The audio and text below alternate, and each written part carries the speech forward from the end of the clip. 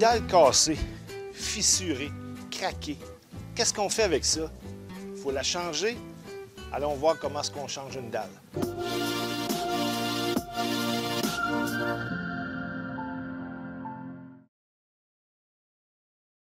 Alors bonjour, aujourd'hui on parle d'une dalle qui serait cassée dans votre aménagement paysager.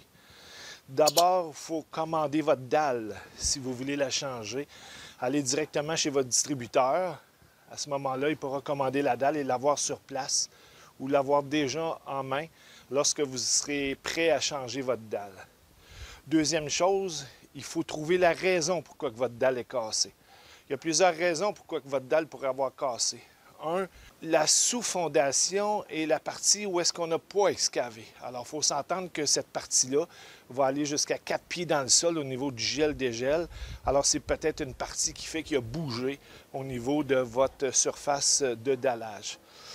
La bonne nouvelle, c'est que vous pourrez compter sur ces mouvements de sol-là terminés parce qu'après un hiver, les mouvements de sol différentiels ont pu bouger comme ils devraient bouger.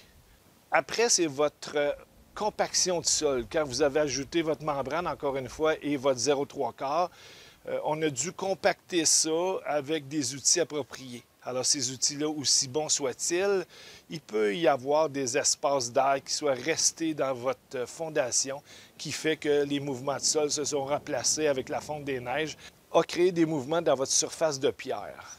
L'autre étape, c'est le lit de pose. Souvent, au niveau du lit de pose, on remarque souvent dans la nomenclature près de 1 pouce de poussière de pierre ou de sable à compaction. C'est sûr que le sable à compaction a une plus grande capacité portante et une capacité drainante, mais souvent, on va utiliser la poussière de pierre. Cette poussière de pierre-là, les gens vont comprendre souvent de mettre 1 pouce et plus, alors que c'est très important de mettre 1 pouce et moins. Ça sert juste à appuyer vos dalles pour faire un lit de pose sur votre 0,3/4. Quand on en met trop, de ce lit de pose-là, ça fait encore une capacité portante qui est moins grande. Le poids aussi, c'est un autre facteur. Parce que des fois, les gens vont stationner leur roulotte, stationner leur remorque, le bois de chauffage qu'on vient de faire livrer, ou même les matériaux de construction quand vous faites des rénovations chez vous.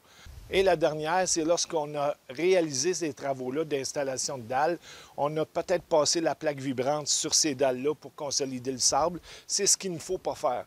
On ne peut pas passer de plaque sur une dalle. Ça risque de faire des micro-fissures à l'intérieur de cette dalle-là et avoir le résultat que vous avez aujourd'hui. Alors voici les étapes pour changer une dalle existante qui a été fissurée dans votre projet d'aménagement paysager. Première étape.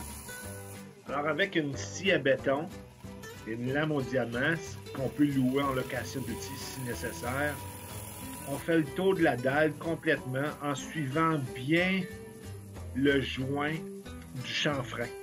On fait tout le tour de la dalle de cette façon, en prenant bien soin de ne pas marquer avec notre scie les dalles qui sont autour.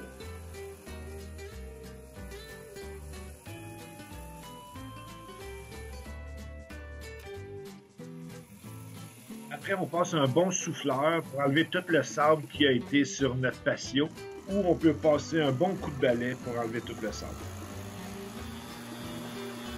Il y a 3 façons d'enlever les dalles facilement. Une à succion, une à poignée ou tout simplement votre pelle pour sortir la dalle. À l'aide d'un grattoir spatule, on va gratter tout le sable existant qui peut rester sur les dalles autour et on va niveler notre lit de pose pour recevoir la prochaine dalle.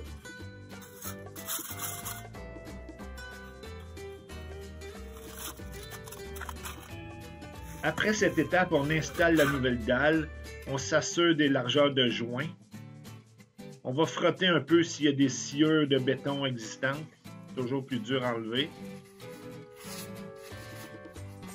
Pour l'application du sable, c'est important de prendre le même sable, même compagnie qui a été déjà appliqué sur votre patio et aussi s'assurer de la bonne couleur. Dans ce cas-ci, on prend le sable Alliance distribué par les distributeurs Tecobloc.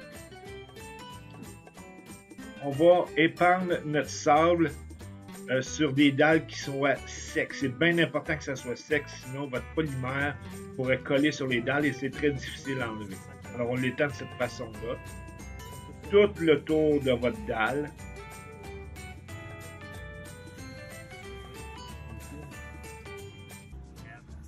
De façon à ce que les joints soient bien remplis. Une fois cette étape remplie, on va nettoyer à mesure. Rappelez-vous que le polymère colle sur les dalles. Alors c'est important d'en enlever le plus possible.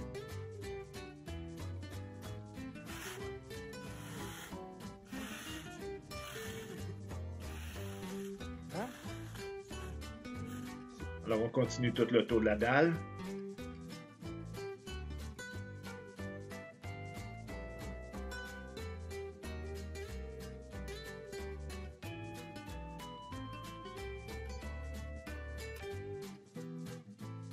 Après, c'est une étape importante, avec une petite masse en caoutchouc, de cogner tout le tour de votre dalle pour faire rentrer le sable. Après ça, on applique encore du sable pour les vides qui se sont créés avec votre petite masse.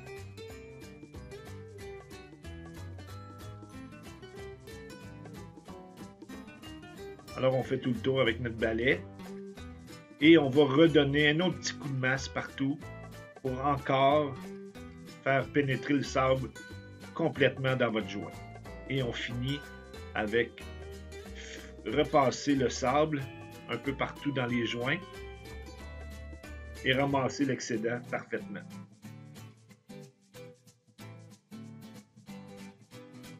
Ces taches-là sont nécessaires à être enlevées avant parce que ça tache terriblement. C'est des sciures de béton. Une fois votre dalle installée, on repasse un coup de souffleur partout sur votre patio au complet. C'est important de ne pas laisser du polymère, du sable polymère partout sur votre patio. Ça risquerait de coller sur votre patio existant. Après, on va utiliser la hose dans le jet Miss et on va appliquer 3 jets d'eau. Simplement, pas plus que ça. L'eau ne doit pas s'accumuler sur vos dalles, sinon elle risquerait de faire sortir le polymère de votre sable. Alors, on a fait sécher le premier coup, on applique un deuxième coup. Jamais plus que ça. Aussitôt que l'eau commence à s'accumuler, on arrête. Ouais. Et voilà, votre dalle a été changée. Le lendemain, votre sable a durci. Vous êtes prête à profiter de votre patio.